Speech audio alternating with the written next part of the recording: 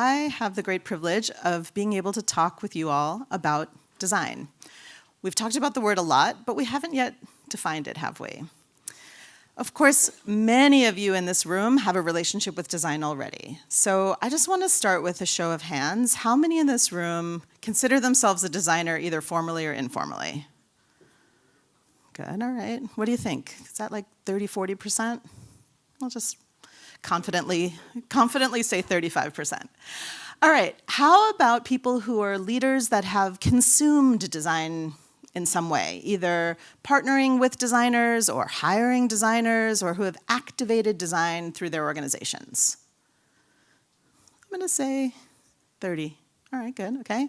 And how about people who have no idea what design is and are wondering why they were invited to this conference? All right, good, we're at a 0 on that. All right. You guys did great with the invite list. Oh, we've got one. Oh, welcome. Hi, I'm Sandy. Happy to chat anytime today. Oh, perfect. Well, you're gonna be like my test at the end of this to see if it makes sense. How's that? All right. I don't have a clicker, I just realized. Oh, thanks. Okay. So I thought I would start with the fastest overview of an entire industry ever delivered. Design over the last, I don't know, 100 years, I'm gonna look to John because I think he's smarter about this than I am. Let's say 100 years, yeah.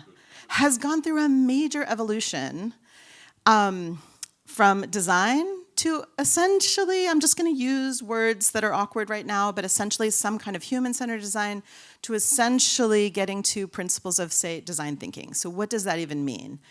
Design started out as people who had some kind of expertise deciding the answers to something. A designer might have been trained as a, let's say, industrial designer. They might have been given an assignment by a company to say, hey, I need you to design, let's say, for instance, a chair. And they would say, perfect, here's what a chair should look like. Please produce this. And then the kind of consciousness of both design and business expanded. And they realized, do you know what? Not everybody's the same exact size. Not everybody wants to sit at the same exact angle.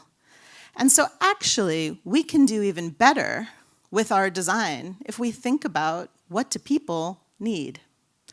And so what happened was designers started partnering with psychologists or sociologists or anthropologists, maybe human factors research, if that term is familiar to some of you in the room. And they said, how do we take our two different disciplines together and answer the design brief by caring about what people actually want and need? So we can bring these skills together and we can care about people in the process. And so now we got a whole lot of chairs. We got beautiful chairs, we've got lounging chairs, we've got comfortable chairs, we've got big chairs, we've got small chairs, we've got stools, we've got like a lot of variety now.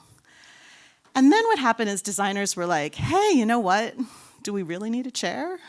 Is it that we need a chair? Or do we need something else?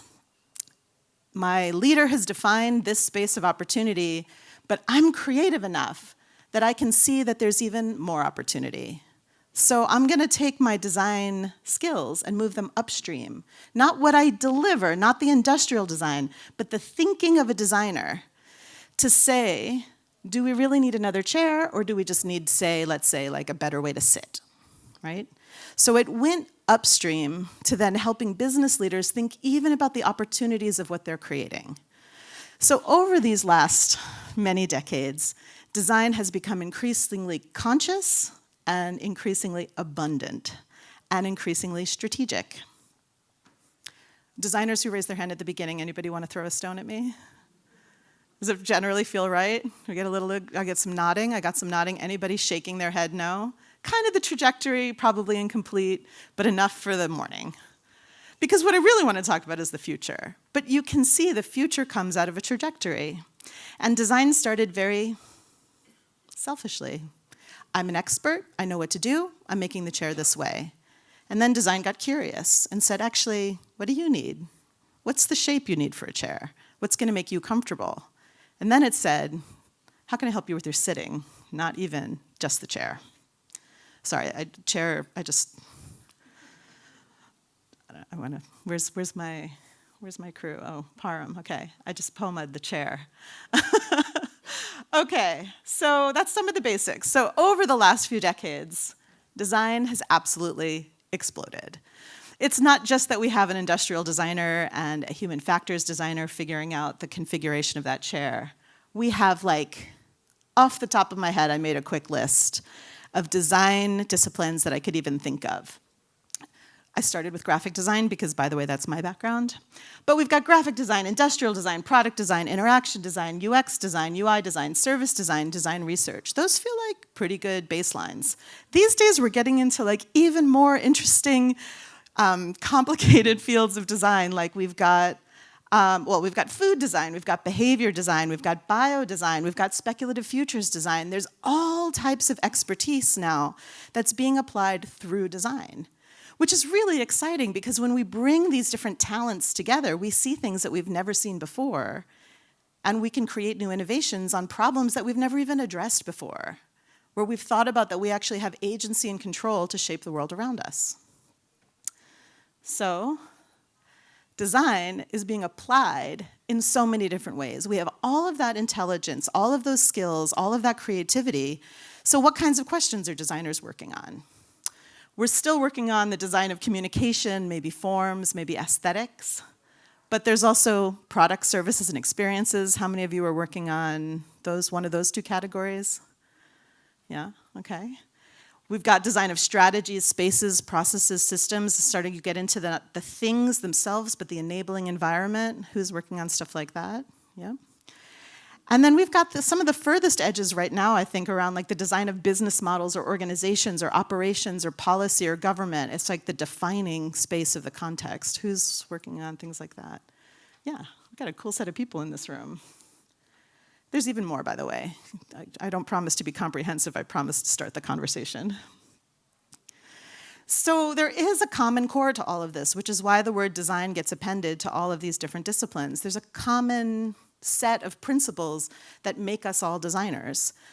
This is a starting list. Again, I'm not trying to be comprehensive here, but I do think that there is something in the nature of a designer who says, hey, there's an ambiguous problem where it hasn't been solved yet. Like, I am happy to step to that table, navigate that ambiguity, and get to a new answer. That's in the nature of a designer. They also have creativity and empathy and a craft to bring to the challenge. It's not just intelligence, it is intelligence, but they're bringing a set of skills and a discipline, a whole domain of knowledge that they're bringing to the table when they're contributing to the answering of these questions. And there's also a commitment that designers feel, I think maybe even in their spiritual nature, to trying to make the world better for other people. It's not just about making something beautiful, it's making something beautiful that helps other people. So these are some of the, I think, commonalities of being a designer. Does anybody want to add to this list? Anybody here disagree with anything or want to add anything? Good starter list? Good enough for the morning? Okay, excellent. So what is then next for design? Because that's a lot already, and that's a lot of complexity already. There's a framework that I really like. There's, by the way, you Google what's next for design, you're going to break the internet. You're going to get tons and tons of speculation. Everybody's talking about how design is evolving, because we're creators, we create the future, we're figuring out all the time, what is that future? Anybody know Richard Buchanan? Richard Buchanan is an academic, yeah. I'm a big fan of a framework he created back in, I put the year on here in case I wanted to, back in 2001, that he called the 4 Orders of Design. And I'm going to read this. It's similar to what I was just talking about, which is his version of the framework, where he talks about the first order of design being about symbols, where we're communicating information in words and images. Then he says the second order of design, where we went from there, is creating things, physical artifacts, you could say chair. He talks about the third order of design being about interaction design, the design of experiences, how we're interacting. That could be services, that could be activities. That word gets used a lot in the digital environment because we're interacting all the time, but it could be in the kind of live environment as well. And he talks about the fourth order of design as environmental design. And he says it as the sort of design of the human systems, I think of it like the surrounding enabling environment, the design of spaces or organizations. So there's a lot of people who are now saying, what is the fifth order of design? And I'm going to share this woman, Mariana Braga. I just really love the article she wrote about this, kind of offering a provocation of what's next for design. Very in line with actually what this whole event is, and I think a lot of what you're pushing on, John. She calls it ethical design. So just hold that for a second. I'm not pitching that. I'm offering what someone is thinking. And she defines it as caring, respectful, and responsible worldviews, the rediscovery of the values of and connections between people, places, and planets, she goes to the universe, towards sustainable and equitable futures. The questions of sustainability and equity keep coming up in design. And you can feel there's like a bubbling there. Right? There's a new opportunity for our intelligence to think about how we're shaping the world, shaping a world in a way that shows how much we care about each other, not just how much we want to create with our own agenda, that trajectory I mentioned in the beginning. So there are a bunch of people that are playing with that are developing design disciplines, developing design theories. There are a bunch of terms or even degree programs emerging. Transition design, responsible design, co-creation, life-centered design, humanity-centered design. You're going to hear a lot of these terms. Maybe some of you even invented some of these terms. But to me, it's like all in the same category. There's a question we're pushing on, which is how do we show, even in a greater way, how much we care about each other and the shared world that we live in? So those are some of the edges that I see design pushing on today. Okay, the truth is, like, I'm a pragmatist, so I love the theory stuff, but actually what's most important is that we are together in this room today with a whole bunch of experiences. We have opportunities we've been talking about, and we're wondering how we can advance them. So I thought I'd hear from some of you, the people that raise their hands as designers. What are some of the ways that you see design contributing to these complex questions? And the folks that raise their hand as people who are activating design, what are some of the ways you want design to come to the table? I want to hear a few in each of those categories. Let's start with designers. I'm going to ask everyone to be brave because we haven't really done sharing yet. Are you a designer? Yeah, I feel that I can relate to what the approach that you spoke about. Yeah. So every problem that we do design for, we always look at the needs. Yeah. And many times when we are very, very clear about completely unlearn everything else and start on the ground, say for example, why not landslide or something else, you go to the community, understand the needs and ensure, start with an approach that every problem is unique. Beautiful. So when we unlearn and start thinking fresh, I think that's where the approach comes. So if you want to advance on a big complex issue, you could bring in a designer to help identify needs. What else? Yes. Is that time or is that a warning? That's time or a warning? Warning. It's a how many minute warning? Sorry, logistic moment. It's a 2-minute warning. Okay, great. All right. Hi, I think I as a designer or everybody should bring humility first to anything that we do. Yeah. We need to look at anything with that humbleness that we are small and the problem or anything that's in front of us is something that's bigger than us. Yeah. So I think without that, we can't do anything. Yeah. So you can bring the humanity to the team trying to solve a problem. All right, one more designer. How about the back of the room? Sorry, now I have to walk to the back. Oh, look at that. Wow. Thank you. You guys are great. All right, one more designer. Something you bring to these complex challenges where we're trying to increase care?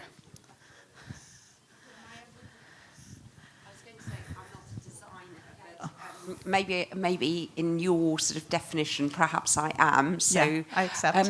One of the things that I think designers can bring is looking into the future and trying to sort of imagine what that future would look like, and then to look at different sort of options and alternatives. Great. And that's something that I've been thinking about and Fabulous. looking into. We saw that yesterday too with Avinash's work, right? Like speculative futures. So designers can bring a vision of the future that everyone might not be kind of honed to be thinking about.